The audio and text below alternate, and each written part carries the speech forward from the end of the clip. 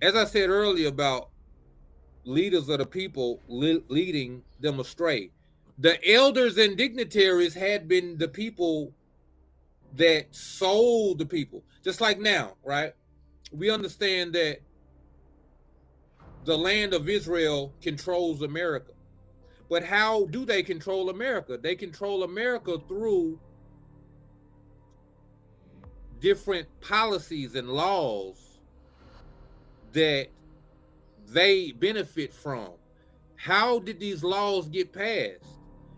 By elders and dignitaries in Congress and the House of Representatives and Capitol Hill and all this whole stuff.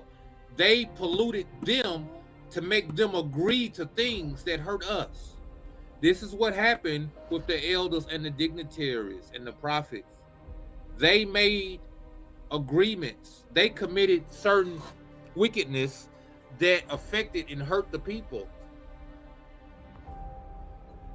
So this is why the Most High said he cut them off. Because that's how you began. And that's the only way this nation is going to be healed, is that the head and the tail gets cut off, right? The elders and the dignitaries, the politicians, the governors, the House of Representatives, the senators, all this stuff. These people got to go. Because you say, well, Israel the problem. Why we? Your politicians is the problem. Your wicked elders, your wicked dignitaries is the problem. The prophets. They can be likened to your pastors, right? These are the religious people leading you astray. These are the people that's supposed to tell you what the Most High say, tell you truth. But instead of teaching truth, what they do? They teach lies. This is what happens when a nation becomes disagreeable to the Most High. He said, I will give you women for leaders, and your children gonna oppress you. That's Isaiah chapter 3. Let's one second. Isaiah chapter 3. He said, Isaiah 3:4 says, I will make boys their princess, and babes shall rule over them. This is what the Most High does to a nation that's not acting right.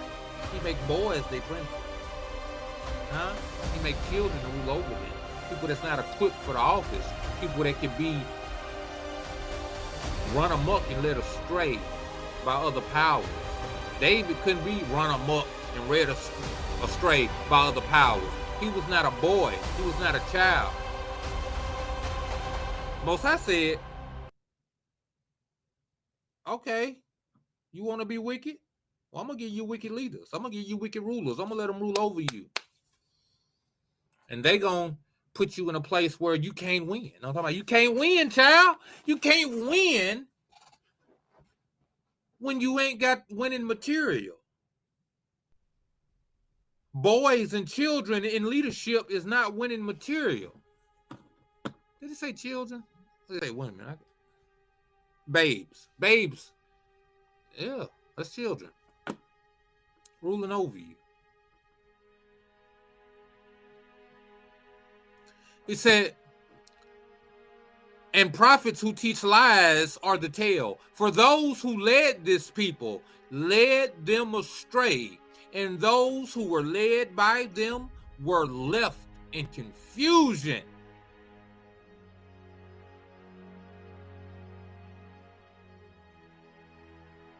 You know why you don't know the Bible? Because the person you depend on to teach it to you, you ain't gonna believe what he is. He wanted them babes. He wanted them children. What is a child gonna teach to an adult?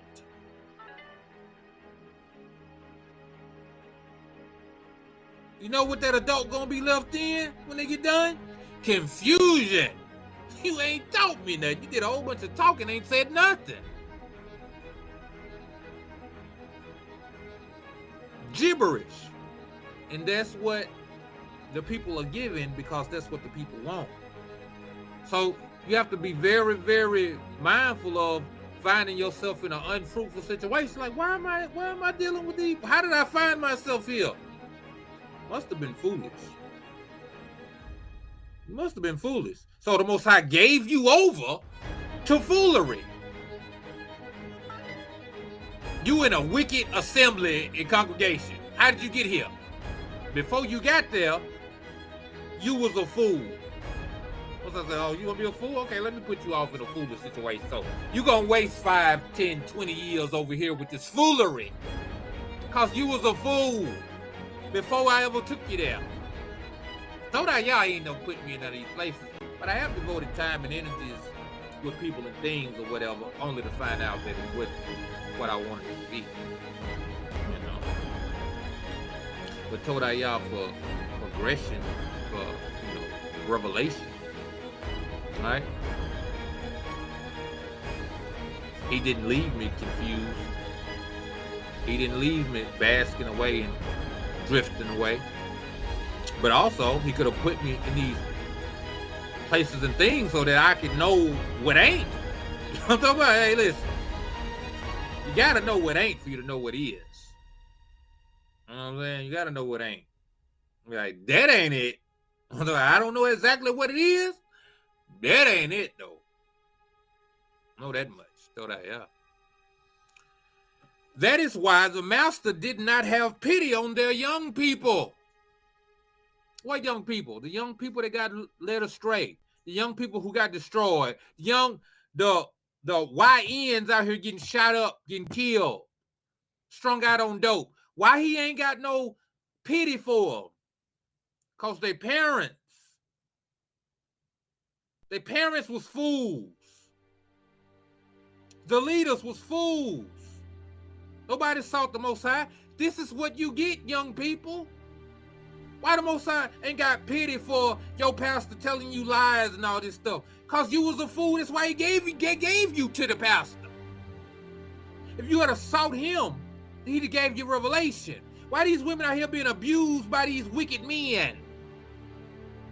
Because they was fools.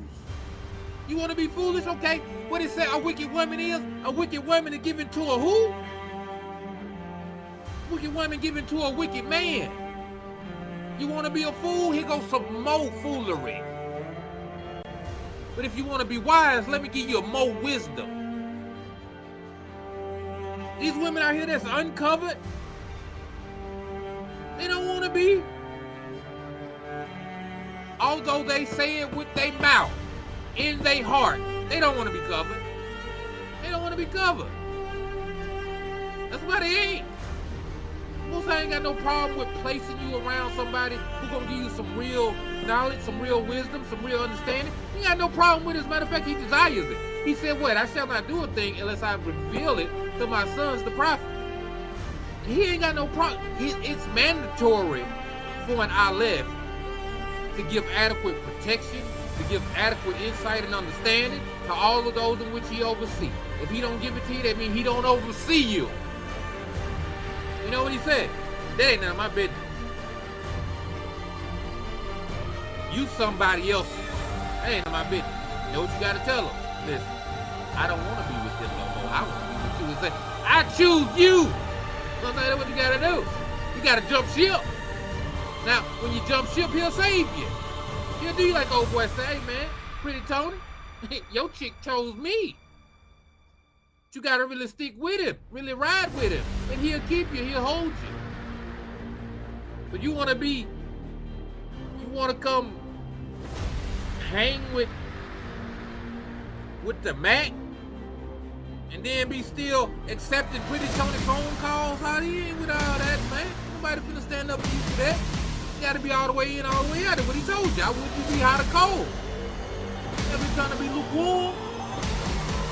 He don't deal with that. He don't rock with that. He will accept you from another God. He'll accept you if you cleave into him. He take war brides. It's in our law. That's why we can do it. Because he do it. But you know what? You don't just win you in war and take you straight into his bed. No, a war bride got to go through a whole damn list of things before she can ever come into that man's bed. You got to be separated from the yield. You got to clean yourself, wash yourself, make yourself clean. You got to soak in oils and all kind of stuff for a year before you get to come and get with that man. And what the most I said, I don't just believe you because you said that. No, if you're willing to go through this process I got for you, then when it's finished, I'm gonna rock with you. I told that y'all, man, it's in his word, it's all in it. It's all in it. The bad part about it, he pleaded for you to come. He ain't saying, I'm here if you feel like. He said, no, come back to me. You don't get to start like on no even playing field. No, you messed up. You gotta go through the war bride process. You don't just get to come, just get to leave his bed, hop straight in my bed. No, that ain't what we do. You gotta earn your keep. You know what I'm talking about? Hand it with your steel. Earn your keep. You want to be a regulator. That's the only way he get down. You gotta show and prove. If he said try me and see what I am, who I am, don't you think he gonna try you? Don't think he gonna put you to a test? That's why I don't understand what the Christian be talking about. Ain't nothing you can do to be saved. No. Listen, his salvation is there. So if that's what they talking about, I get that. It's there. Said I would that I can gather you in like a mother hen. I'm talking about my arms wide. He said I stretched out my arms wide all the day long to what? To a rebellious people. So you've been welcome. But you know what you can do? You can wear out your welcome. You can turn from your welcomeness. But you know what you gotta do to get into that welcome? You gotta get in there. You gotta get in there. Let the Christian tell it. You can be right there. Don't never embrace him. Don't never walk into his loving hand, and you'll be saved. You ain't got to go through the war bride process. Let's go hop in his bed.